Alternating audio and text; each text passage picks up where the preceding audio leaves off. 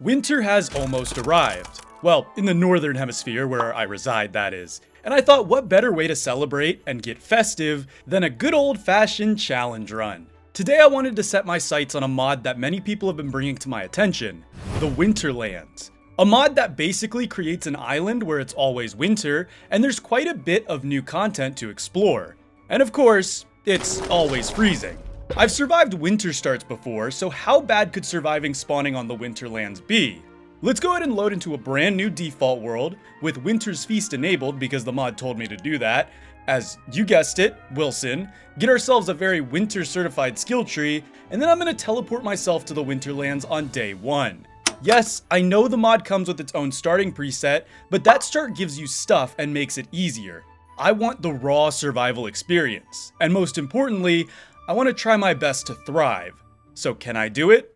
Day 1 starts with us immediately in a race against time. It may be autumn, but in the Winterlands, that doesn't matter. Every season here is winter. And if you know anything about the winter starts, then you'll know that I only have about 1 day segment before freezing will take hold. So we have to get our hands on some twigs and grass to do some arson. We don't have time to take in the scenery quite yet. We already had the twigs thanks to some spiky bushes, and the grass was going to come from these weird large hamlet-looking grass things. Out of nowhere, this little snow tick thing dropped out of the grass, and I kind of panic and fumble around a little bit, but eventually I get to making the torch, and while I'm making it, the tick attaches to me? Weird. Honestly, for science, I'm just gonna let him stay attached to me. How bad could it be? Whew, okay, the hardest part is over. Yeah, I'm no stranger to winter starts and their dangers, but look at this place, man. It's a whole polar town. The polar bear denizens of this area seem to be a lot like pigmen. Chill as long as we, don't try to attack them or anything. I can get along with their rules. Not like I really had a choice. Nearby I find a fish pond, which comes pre-equipped with an ocean trawler. This thing was amazing. It meant we already had a renewable source of food in the form of these new cool purple bass fish, which are a large fish. If you don't know what that means, well, it means we get 1 big fish meat from them and an extra morsel if they are considered heavy. After exploring a little bit more, I find a walrus tusk and some mactus drops just laying out here. Hey, I'm not gonna say no to all that. Day turned to dusk and I was introduced to one of the brand new mechanics the Winterlands, introduces. So you see all this snow? Well, it's much more than just cosmetic, my friends. Being in it will actually increase your frozen level, which is signified by the freezing on my wetness bar that you can see.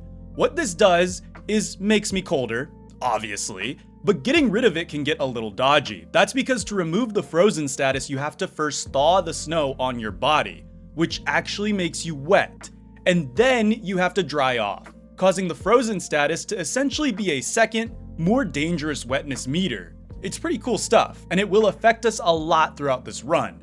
The only way we know how to remove this dense snow as of now is fire, and funny enough, torch tossing actually temporarily removes it as well, but later down the line I'll discover a much better way. Oh yeah, and there was just a tam o'shanter here. I'm very lucky that the mactus spawned right next to the polar bears and that they hate each other. I mean, look at all this loot they just left behind. To end the day, I gobble up one of our not so hard-earned fish and get ready for a productive day 2. Look at these polar bears, man. They even shovel the snow. They're so civilized. Oh, seems like walrus tusks are on the menu though. Oh well, I wasn't really in the market to make a walking cane anyways, so it's whatever. Right, today I wanted to do more exploring, and so I did. We came across a sick wormhole, and normally to go to the Winterlands you would come via this wormhole, and then you have to either find it when it respawns or sail off of the island naturally. We didn't get that luxury, but it's funny enough to see it. We also find this strange place, the Polar Exchange. Here we learn a few facts from the mysterious shopkeep, and we can, do business. He seems to have a rotating limited stock much like the odd beefalo trader on the mainland, and he happens to accept twigs for hound's teeth right now. So I'm gonna take that deal because twigs are genuinely pretty hard to come by here. Matter of fact, our resource line in general could look a lot better, so let's go ahead and keep exploring. Past the polar bear village, I come across this very peculiar biome. The only way I can describe it is a cave without being in the caves. It's actually really ingenious the way they designed this. There's ice everywhere, rocks, and it seems like falling icicles that make living in here probably not very smart. If I had to guess. This would be the place we acquire gold for advancements though. Also, we've been passing some snowmen with hats on them, but unfortunately we would need a hammer to actually get those hats. And with how limited we are on resources, that would be difficult. Yes, I know I could just make twigs from logs, it's one of Wilson's perks, but you seriously overestimate how good I am at remembering key facts like this. No, I'm an idiot through and through, so I make this extra hard on myself.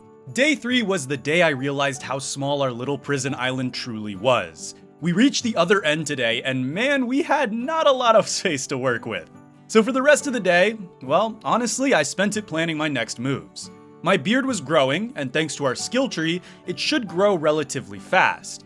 Wasting days wasn't entirely horrible, as it meant we could last much longer away from our fires. Oh yeah, I also made a small base camp near the Polar Exchange. I felt it was the smartest idea since he can have some interesting trades. Day 4 was, well, besides me absolutely going insane thanks to the slipping mechanic. Oh, my favorite mechanic ever. Yeah, besides that, we did go hunting. Now, hunts are a little different in the Winterlands. Koalefants are replaced by meese, and vargs are replaced by winter vargs. Our goal was to see every type of hunt, so may as well track this guy down. And what do you know? It's a majestic meese. We'll be back for him though. I'll need him for a very special item later on. Other than that, our next goal is an alchemy engine. Due to the fact that I'm stupid and forgot that I can convert logs into twigs, I felt like getting golden tools would be the best way to stretch our supply out. So that was my ultimate goal. Oh yeah, and food was definitely not an issue at this point. That ocean trawler really was broken OP. I'm surprised I didn't make any for the fishing challenge I did. On the morning of day 5, we made ourselves a tooth necklace. Now at the time, I had no clue what this did, but it actually gives you different effects depending on what teeth you use.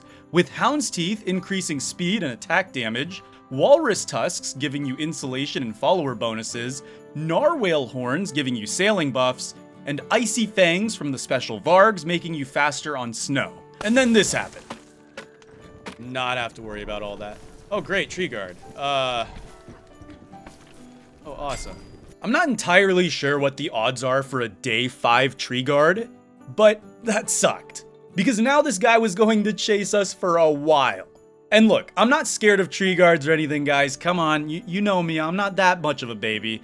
But they do hit hard without armor, so I would rather not take that risk. So the obvious logical step would be to nearly get myself killed by something else.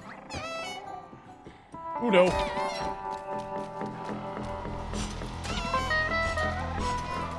I had to use that. I didn't think he would aggro onto me. Yeah, not my proudest day, that's for sure. Thank goodness fish is actually really nice for health though. Day 6 rolled around and hey, we may not be quite thriving yet, but surviving? Absolutely. I found a gold shovel in a strange set piece, and then I went to go pick some spiky bushes and our little snow flea fell off and tried to kill me. So we said our final goodbyes. I still have no clue what he was doing to me, but hey, he made me do an itchy animation every now and then, so perhaps that really is it. I still have no clue what these guys do. On day 7, I finally learned a much better way to handle snow piles than just tanking through it like I've been doing. Remember how polar bears plowed their fields with shovels? Well, that's right, you can do that too. And gold shovels plow quite a large area. This would allow me to remove large plots of snow for about a day before they regenerate, and this gave me a new goal. It was time to finally use that moose to advance a little bit. You see, around the island, there are special trees called bull branch trees. Normally these act like toogie trees, however, if you bait a moose to ram into one, it will drop a bull branch. Bull branches are not only useful for endgame gear, well, endgame in terms of this mod, but also by itself, it's a decent weapon, doing a little under a tentacle spike in damage, while having 5,000 durability. That's a lot, and it acts like a walking cane too. So yes, please. On day 8, I get tools and some armor and clear a path, and then on day 9, Operation Bull Branch is a go. Let's do this. So we'll take him on the path, and we'll see just how bad the attacks are. I have no clue what these attacks are about to be unleashed on me. But we'll find out. Alright, Moosey. Oh, here we go, here we go. Ooh. Okay, okay. Looks like he doesn't even run, though. He only charges. He only charges. Interesting.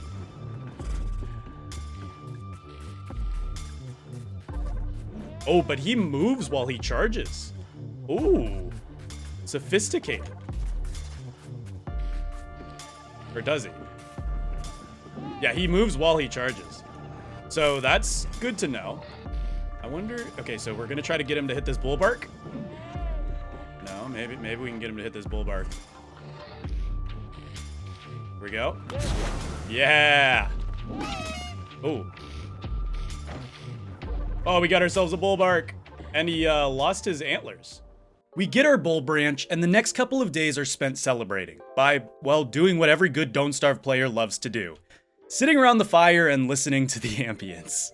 And by day 11, our beard was fully grown. At this point, we pretty much had insulation completely covered. Now I had been noticing these cute little fox guys, and I noticed that I could feed them, but they were too skittish. So I decided to drop a piece of meat, and it ate it, and suddenly we got ourselves a little buddy. These little foxes are actually pretty cool pets. They'll dig up small prey animals for you every now and then, and overall, they're just adorable. We follow another hunt today, and just my luck, this one turns into a Varg hunt. I spawn it in, but make the executive decision to not engage quite yet. I definitely wanted to make more armor, so I spend the rest of today and tomorrow preparing. And on day 13, we take on the Winterlands Varg. Alright, Varg.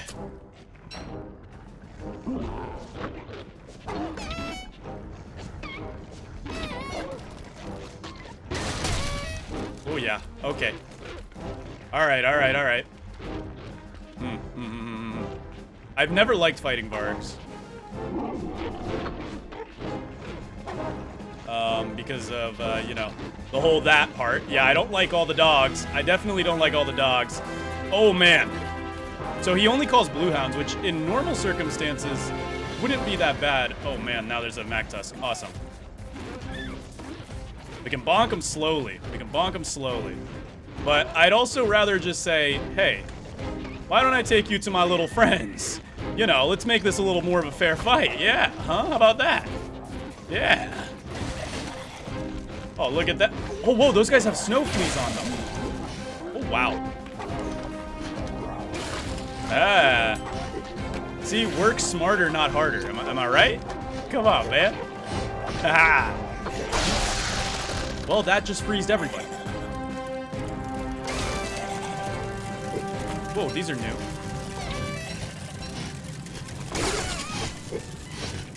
Oh, I think I only got one of them, though. Okay, look, I may have chickened out and used the polar bears, but the tactic of leading enemies into other enemies is a tactic that's been tried and true in Don't Starve, so I'm gonna use it. Especially against a mob whose whole shtick is overwhelming you. I just made it a fair fight. Using our new tooth and a walrus tusk, we make a very fancy tooth necklace. Now this necklace spoiled instead of having durability thanks to the Varg tooth thing, but it wasn't actually the necklace I cared too much about. You see, crafting the necklace unlocked some cool new purchases from the Polar Trader, and now I was after that crown. I wanted to conquer the Winterlands, and in order to conquer something, well, you need a crown, right? The only problem is I needed a spectral antler, which can only be found by hunting a moose during a blizzard. Yes, that's right, blizzards can happen within this mod, but we would have to wait. Not too long though, because on day 15, well, the blizzard came, and we set out to try to find the legendary white moose. Get some more of this stuff. Oh, okay, that's a blizzard. Oh, that's a blizzard. All right. Oh god, the snow fleas are spawning. Oh, it spawns snow fleas. I didn't know that. Okay. So, moment of truth. Do desert goggles help? They do. They do help. Look at that. We are in the blizzard and we don't care. Okay, we still slip though. Good to know. But look at that, man. We are in the blizzard and we could not give a care in the world. So, a lot like the uncompromising mode blizzards, which makes a lot of sense. Oh, what? Did the blizzard end? Oh, fire also keeps you safe from the blizzard. Huh. No, the blizzard definitely didn't. What is that? Oh. It's just an ice delivery unit? Oh, look. Ooh, wow. Those look dangerous. Those look like they'd kill you. They just deliver ice and lures to you? Oh, okay. What else could they deliver to me? Oh, there's another one. Ah! Seeds! Oh, here we go. Ah! Polar fur! That's one of the things we actually do want to start collecting. Well, I will happily grab that up. Oh, look at all these. So they're like tumbleweeds, but this mod's version of tumbleweeds. Oh, great. I don't really want to deal with him right now. Oh man, we're getting bullied. But now the question is, can we find a track to fight the legendary moose? We'll drop our Tamo Shanter for now, since it's not going to be useful to us until this blizzard's over. Look at all this ice we're getting, though. Come on, hunt. I want to fight the elusive white moose. It's my dream. My dream to end this with a moose fight of a gargantuan proportions. I will fight the elusive moose. Oh, he just... Okay, whatever. You know what? Fine. You can hitch a ride on me, buddy. Oh. Oh, is the inside of the caves chill? Huh. You know, that makes a lot of sense. Just didn't expect it. Oh, no. I think the blizzard ended. Well, that was quick. It also sucks. Yeah, so that sucks. The problem is blizzards only happen every like 10 to 15 days, and they are so short. At least according to the mod's wiki page. Now, look, I'm trying to make a YouTube video here, and I'm sure you all want to see this boss fight. Well, it's not really a boss fight, it's kind of a mini boss. And I really don't want to wait 15 entire days just to get the RNG check again. So I'm gonna spawn it. Oh, wrong moose. Let's take care of this and then fight the legendary moose. I guess I should showcase how mooses are fought. Mooses, moose, meese, I don't know. Why not? All right, let's see. How are you gonna do this? So you charge. Oh, you launch me back, buddy. Okay, so you'll charge. Ah, okay. Can I get away from his charge? Oh, you can't get away from that. Okay.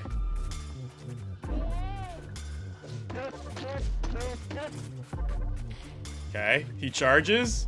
So you need like a speed boost to get away from the charge. Oh man.